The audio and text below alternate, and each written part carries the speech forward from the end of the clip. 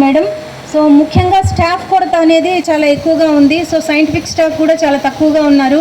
Even నేను కూడా programme కోఆర్డినేటర్తో పాటు ప్లాంట్ ప్రొటెక్షన్ టెక్నికల్ ప్రోగ్రామ్ కూడా చూడడము జరుగుతూ ఉంది. సో అలాగే ఫెన్స్ లేదు, మీరు వచ్చేప్పుడు గమనించే ఉంటారు, మాకు అప్రోచ్ రోడ్ లేదు మెయిన్. తర్వాత ఈ ఫెన్స్ లేకపోవడం వల్ల ఈ చుట్టుపక్కల ఉన్న వాళ్ళందరూ కూడా వాళ్ళ అన్నిటినీ కూడా ఇక్కడే మేపడం అలవాటు చేస్తున్నారు.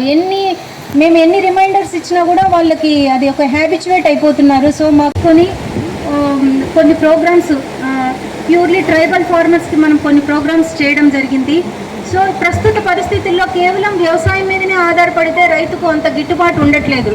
సో మీరు బయటకు పోయినప్పుడు అగ్రికల్చర్ సంబంధించి కొన్ని రీసెర్చ్ స్టేషన్స్ ఉంటాయి, డిపార్ట్మెంట్ ఉంటుంది, కేవీకే ఉంటుంది.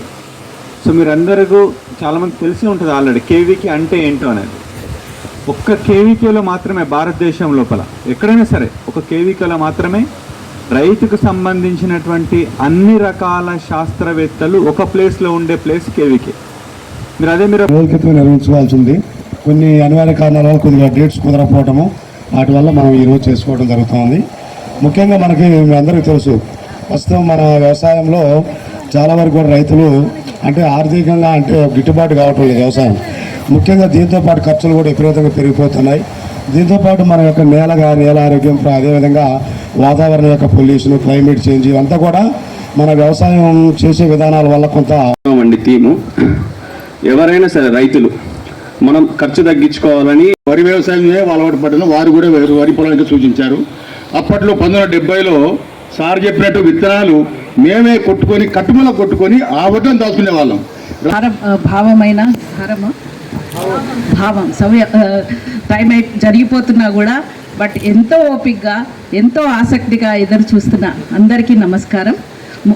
ఈరోజు ముఖ్య అతిథి డాక్టర్ షేక్ మీరా గారు అటారీ. ఇప్పుడు మనము కూర్చున్న ఈ ప్రదేశం అంతటికీ ఫండింగ్ చేస్తున్న ముఖ్య వ్యక్తి. ప్రతి స్కీమ్కి సరే మనకి డబ్బులు ఇచ్చేది.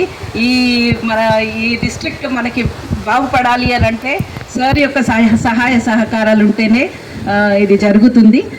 తర్వాత ఏడిఆర్ గారు డాక్టర్ ఉమారెడ్డి గారు and program coordinator Lakshmi Narayanamma గారు అండ్ వాళ్ళ team and all agriculture officers department నుండి వచ్చిన ఆఫీసర్స్ అందరూ, హార్టికల్చర్ డిపార్ట్మెంట్ నుండి వచ్చిన ఆఫీసర్స్, ఇంకా రైతు సోదరుల కంటే ముందు ఇంకా లైన్ డిపార్ట్మెంట్స్ నుండి వచ్చిన ఆఫీసర్స్ ఎవరైనా ఉంటే వాళ్ళకి, మరియు నా ప్రియ రైతు సోదరీమణులకు మరియు పాత్రికేయులకు నా నమస్కారం.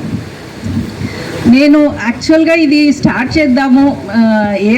చేద్దామని వచ్చాను అంటే ఒక మనసులో ఒక ఊహతో ఏంటంటే ప్రకృతి వ్యవసాయం గురించి కొంచెం ఎక్కువ చెప్పాలి, వాళ్ళని కన్విన్స్ చేయాలి, ఇక్కడ తెలియదేమో తక్కువ తెలిసేమో అన్న ఇదితో నేను రావడం జరిగింది. కానీ ఇక్కడికి వచ్చిన తర్వాత అందరినీ వింటుంటే ముఖ్యంగా అందరూ మాట్లాడిన ప్రతి ఒక్కళ్ళు పార్వతి గారు కానీ, నరేష్ కానీ, ఉమామహేశ్వరరావు గారు కానీ, పాపారావు గారు కానీ అందరూ మీకు మాస్టర్స్ ఉన్నారు. సో మీరు తడుముకోవాల్సిన అవసరం లేదు. అండ్ నేను ఇంకొక విషయం చెప్తాను, అంటే మన గవర్నమెంట్కి కూడా కొన్ని విషయాలు తెలియదేమని ఇప్పుడు అనిపించింది. అదేంటి బోడకాకరకాయ వేయండి అని ఫోకస్ చేశారు. నేను బోడకాకరకాయ వేసాను ఈ సంవత్సరం. అప్పుడు నాకు మందులు కూడా ఇవ్వడం జరిగింది. 3-19 డీకంపోజర్ వాడితే కూడా బాగుంటుంది అన్నారు. డీకంపోజర్ పోయిన సంవత్సరం నుండి వాడుతున్నా, పత్తిలో కానీ మిర్చిలో కానీ. నాకు అసలు కౌలు భూమి లేదు, నాకు వ్యవసాయం అనేది నాకు అసలు భూమి లేదు. అయితే నేను డీకంపోజర్ వాడుతా అండ్ మరి ఇది జీవామృతము నాకు డబ్బాలు కూడా ఇచ్చారు. నేను డబ్బాలు శివసార్ వాళ్ళు అప్పటి నుండి అవే వాడుతున్నా, అదే చేస్తున్నా. నేను బోడకాకరకాయ పండించి విత్తనాలు కూడా తయారు చేసుకున్నా నేను ఈ సంవత్సరం. ఎందుకంటే నాకు ఈ సంవత్సరం నేను ఒక్క మొక్క 30 రూపాయలు ఉన్నారు. యువ శాస్త్రవేత్తలు వీళ్ళందరూ. నవీన్ కూడా ఇంతకుముందు నిజామాబాద్లో హెడ్గా చేసి వచ్చారు ఇక్కడికి. చాలా చక్కటి సిబ్బంది ఉన్నటువంటి వేదికను అలంకరించినటువంటి పెద్దలు, దాదాపుగా ఒక 20 సంవత్సరాల నుండి ఫ్రెండ్గా ఉన్నటువంటి ఈ ప్రాంతపు అసోసియేట్ డైరెక్టర్ రీసెర్చ్ అయినటువంటి ఉమారెడ్డి గారు మేము చాలా చేసాం, రైస్కి సంబంధించి, వరికి సంబంధించి వరంగల్లో ఉన్నప్పుడు. మంచి వక్త ఆయన, డబ్బులు ఇవ్వకపోయినా చప్పట్లు కొడతారు మీరు. మంచి రీసెర్చ్ శాస్త్రవేత్త. తెలంగాణ అదేవిధంగా ఉభయ తెలుగు రాష్ట్రాల్లో ఉన్నటువంటి ఒక 5-6 ఏళ్ల కింద ఏర్పాటు చేయబడి రైతులతో ఇంత మమేకం అయిపోయి, మధ్యలో మళ్ళీ కోవిడ్ కూడా వచ్చిందిగా 2-3 ఏళ్ళు.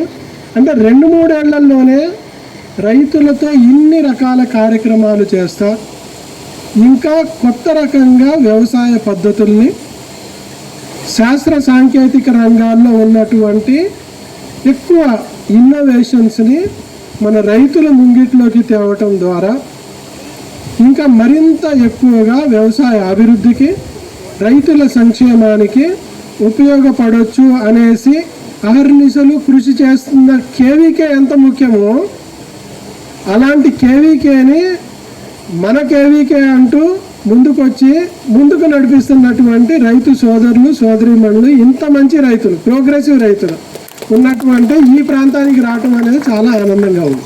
పోతే అప్పుడు మనకి మన కృషి విజ్ఞాన కేంద్రం యొక్క సోదరులు సోదరీమణులు శాస్త్రవేత్తలు మీకు, అదేవిధంగా డిపార్ట్మెంట్లో ఉన్నటువంటి అధికారులందరూ మీకు చేదోడు వాదోడుగా ఉంటారు. కాబట్టి మొట్టమొదటిగా ఏంటి పాయింట్, ఎవరో వస్తారు ఏదో చేస్తారని కాకుండా మనలో నుండే వస్తున్నటువంటి కొత్త ఆలోచనల్ని మన వ్యవసాయాన్ని అభివృద్ధి పరచుకోవటానికి, ఉపయోగించుకోవటానికి మనకి కావలసినటువంటి శాస్త్ర సాంకేతిక పరిజ్ఞానం ఏది కావాలి అంటే ఆ పరిజ్ఞానం ప్రతి ఒక్క శాస్త్రవేత్త నుండి, అధికారుల నుండి తీసుకోవటానికి మనం ఎప్పుడు ముందు ఉండాలి. ఇంట్లో భార్య కొట్టినా తిట్టినా సరే మనం ఏంటంటే ఒకటే ఉండాలి, వ్యవసాయ అభివృద్ధి.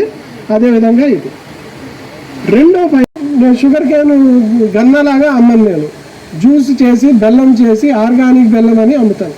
అందరికీ ఫెసిలిటీ ఉందా అంటే అందరికీ ఉండకపోవచ్చు, కానీ మన దగ్గర ఒక రైతు ఉండి ఇది మొత్తం నేను చేస్తానన్నప్పుడు మనం కాన్ఫెడరేషన్ లాగా చేయాల్సిన అవసరం ఉంది. అది కొద్దిగా చెప్తాను. మరి ఉద్దేశం ఏంటంటే ప్రకృతి వ్యవసాయం యొక్క ఆవశ్యకత అనేది మొట్టమొదటిసారిగా రైతుల నుండి వస్తే గవర్నమెంట్లు తీసుకొని రీసెర్చర్స్ శాస్త్రవేత్తలు దాని మీద పనిచేస్తున్నారు. కాబట్టి ఇది మన పద్ధతి. మిగిలిన టెక్నాలజీలన్నీ ఎక్కడి నుండి వచ్చినాయి అనేది మనకు అనవసరం. ముందుగా ఏంటంటే ఈ ప్రకృతి వ్యవసాయం అనేది మన వ్యవసాయ పద్ధతి. మన వ్యవసాయ పద్ధతిని ఇంకొద్దిగా అభివృద్ధి చేయడానికి ఏంటంటే చాలామంది శాస్త్రవేత్తలు దేశ స్థాయిలో, రాష్ట్ర స్థాయిలో పనులు జరుగుతూ ఉన్నాయి.